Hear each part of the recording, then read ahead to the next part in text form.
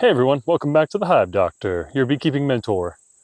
Today we're going to be covering something that I find unique. It's something I haven't done in a while, and that's experimenting with essential oils against Varroa mite. I recently met someone who's had great success with kind of what I'm about to do, and so I thought you guys might like to come along for the ride, so stick around.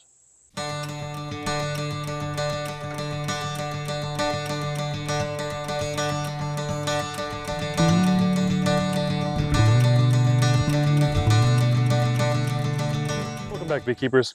So as most of you know, I attended the fall conference for the Georgia Beekeepers Association last month, September, and I was speaking with one of the honey show judges in training.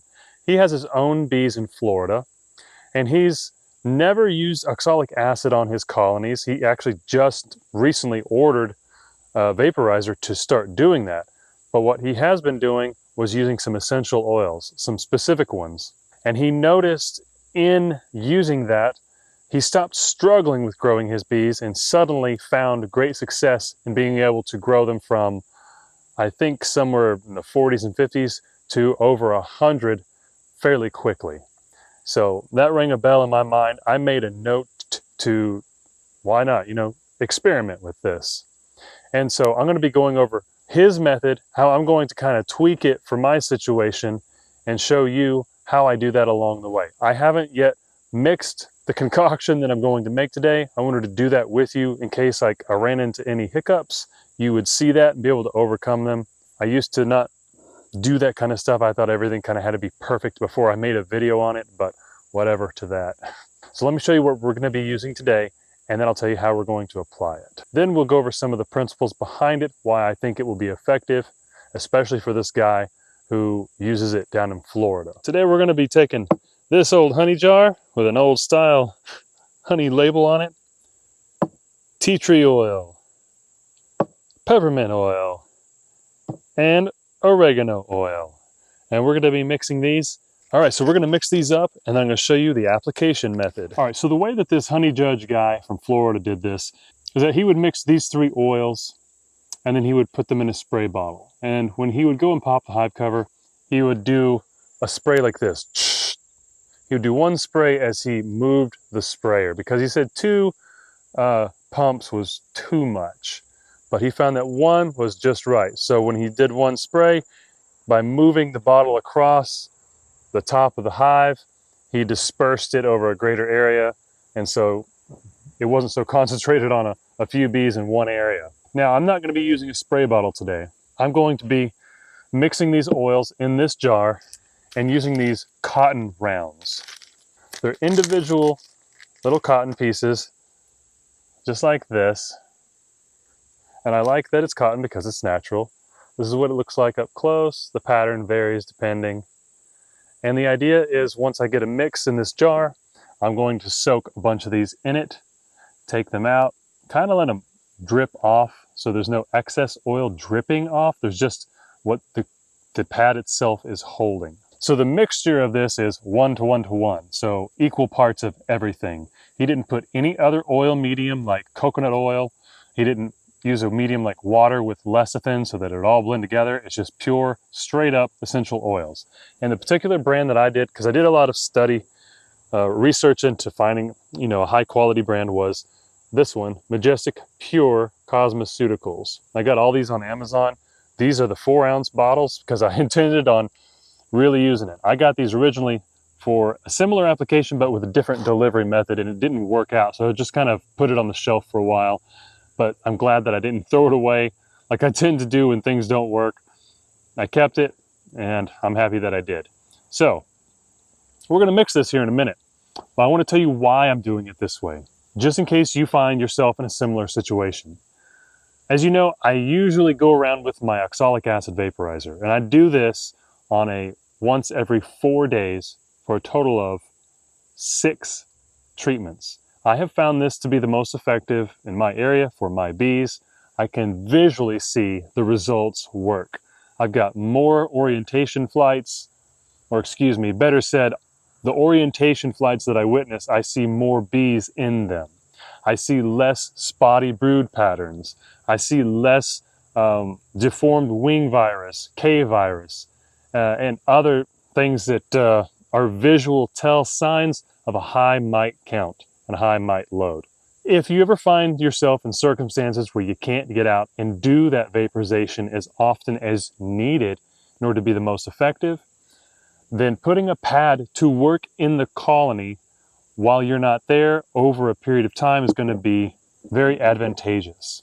Right now, the biggest thing out there are the Varroxsan strips. I hope I said that right. It's the slow release method for the oxalic acid concentrate that's soaked into some strips that you put in the brood nest. So you can make that at home, but I think it's actually not allowed, but it is for sale through places like Foxhound Bee Company. I'll put that in the link down below. Hope I remember to do that. But this is something a little bit cheaper than those Varroxsan strips. I don't know how long one of these pads will stay potent. And because I don't know the potency, I'm only going to be putting one pad in each colony. And now if this was a proven method and I have already tested it and seen the results and I'm happy with it, I would probably go along and put 2 pads in each colony for at least a week. But I think the way that I'm going to do it on a testing basis right now is 1 pad for a week. Go in, check the status of that pad and see if it's dry or if it's, smell it and see if it's still potent. And then put in another one like so and continue that treatment for probably another week. All right, let's go ahead and start mixing this stuff up. There's enough talking. We're going to go with tea tree oil first, just because that's the one I grabbed. Remember, it's 1 part of everything. I'm going to just kind of eyeball this because I don't have anything to measure with. And you got to leave room for these cotton rounds to go in there. You can't just fill the bottle because those still have to go in. They'll soak up a lot of this stuff. And once we do this once, we'll get an idea of how much we can mix. And we could even use several of these jars. This is just a 16-ounce pint jar. All right, so I've got that much in my jar. I'm going to close this up so I don't spill it. Set the tea tree oil to the side so I don't grab it again. Now I'm with the peppermint oil. And I know that hive beetles do not like peppermint, so that's a plus. When it comes to using essential oils, in my research, I've learned that they compound their effects the more you mix together. In other words, tea tree oil is great on its own, but when you pair it up with something else, it's even more powerful. And yet, when you pair those up with something else, again, those effects compound and become more effective. All right, peppermint oil is done. Now I'm at the oregano oil. Oregano oil is strong. Okay, here we go. All right, so we've got half a jar. I'm gonna go ahead and put a little bit more in each one because I feel like we have the room. Well, look at that, that's the rest of that one. All right, so my oregano oil, that one's done.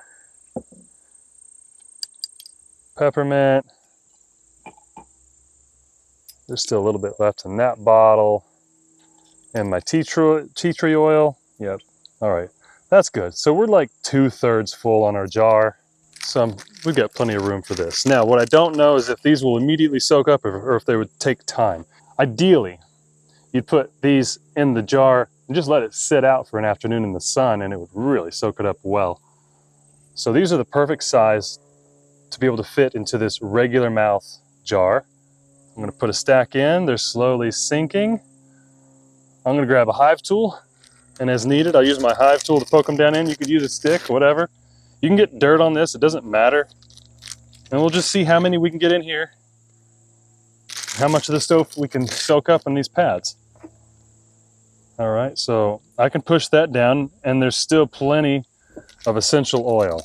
So what's likely going to happen is they'll be oversaturated, and I will need to possibly let them drip dry a little bit, like I said. All right, I still have room, so I'm just gonna smash as many of these in the jar as I can. And there's a total of 80 in this particular pack. So that's like, for 40 hives, you could do 2 pads per 40 hives. All right, we're getting so close. Let's see what would happen if I tried to get them all in there. Oh yeah, we can do it. All right, so what I'm gonna do is squish it down, twist the cap, make sure it's tight, turn it upside down, let it soak in, and I can see air bubbles moving. That means that air is coming out of the pads, oil is moving into the pads. And now I don't actually have hardly any oil, excess oil, floating around in this jar. So the pads have done a really great job of soaking up the amount that I mixed. I will keep it upside down because the bottom ones I put in first have more oil in them, and this will give the oil a chance to seep down into the dry pads that I put in last. So hopefully I get a nice even mixture. There may be a better way to do this, but like I said, we're experimenting, so why not? Let's see how it works. The next step is to give this a little bit of time, and then I'll show you guys putting them in the hives, the bees' reactions to them. All right, so one of the reasons I think that this is effective is because the guy that told me about it, the one who sprays it instead of using pads, he's in Florida. And in Florida, especially the more warmer areas of it, which is pretty much the majority of the state, they don't really get a true winter. They don't even have moderate winters. But they battle Varroa more. Because they're warmer throughout the year, they have to battle Varroa more often. Their wintertime colonies are still bigger than our wintertime colonies because our bees truly go through winter. So I have smaller clusters. In Florida, they're constantly producing brood. So the bees have more in their population, therefore the mites are going to be in a greater population. So the fact that this worked for him down in Florida with a higher mite population tells me that this will be effective for me as well. So I'll bring you guys back when this is ready and we'll start putting them in the hives and seeing how that goes. Okay, cool. So for me, it's the next day. I'm in the first of my 3 apiaries we're going to treat today with these essential oil pads to battle against Varroa mite. So I've got my pads, smoker lit, and my Apis tactical gloves I'm going to use just to kind of keep the oils off my hands. So let's go ahead and start popping covers and putting these pads on and seeing how the bees react. So the bees have gone down a little bit towards the back because that's where I smoked when I popped the quilting box. And as you keep a cover or whatever off of a colony, they slowly work their way back up. That's actually one way to get a good idea about what their population size is, their strength, especially when you pop several hive covers throughout the yard and then you start comparing. All right, so this is staying compact. I just took the lid off of these pads here. I'm going to use my hive tool to just separate them with the blade here. And what I want to see first is if like they're going to be dripping, and they're not. So that's good. I don't really want essential oil, excess oil that is, dripping on my bees. So what I'm going to do is put this pretty much central to where the bees are, because wherever the bees are, that's where the brood is going to be. And I don't want to put it on bees, so I'm going to smoke them out of the way a little bit and put this like right there. I'm going to actually put it slightly up on this built up beeswax so it's like up and it can get ventilation under it and going. So far, they're not really reacting to it. It's like, it's not really a big deal. I've put some organic Varroa mite pads in a colony before. I don't remember the name of them. But boy, as soon as you put those in, the bees start fanning their wings like crazy. This is good. My quilting box back on top, the essential oil vapors will stay inside. The bees will circulate it. They'll circulate the oils as they rub up against this pad and carry it throughout the hive. And of course, that's how it's going to be exposed to the Varroa mite. I'll come back in a week and I will observe the condition of the pad because I want to see if it's dry, if it's lost its potency, if they tried to chew it up or move it out. And I also want to look and see if there's any hive beetle on top of this, which I didn't see today. But I want to compare that in a week because hive beetle hate peppermint. And next week in the follow-up video to this one, I'm going to be going over why these specific essential oils, peppermint, tea tree, and and oregano. And I'm going to kind of give you a review of what I think of this process, the application method. And so stick around and stay tuned for that next follow-up video. Well, that's pretty much it. It's a very easy application. And instead of coming here 2 times a week, a third at the beginning of the following, I can just let these pads in here for a week, come back and do it again, check on things and tweak the process as I go. There's nothing inhibiting beekeepers from using essential oils that I'm aware of.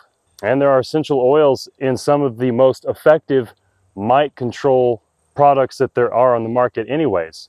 Some of the very first methods that beekeepers used when Varroa first started becoming an issue here in the US had essential oils in them, like thymol from thyme. And those are the only ones to date that I have heard from research that the mites have not been able to adapt to. They've adapted to all other synthetic chemicals, but not the treatments that include essential oils. Okay, so I've got 15 more hives to do in this yard, and then I've got 2 more apiaries to cover today. That's it. I'm gonna bring you guys back and show you the effects here in a week. I don't wanna leave you hanging whether this doesn't work and we should never do it again, or it does work and we find out that we've got great results, because this is something so simple that you can do at home. So let me know in the comments down below if you experiment with anything like this. I'd love to hear it. I'm sure the other beekeepers that watch this would like to see and read that. Drop me one of these, tell your friends about the Hive Doctor, and I'll see you in the next video.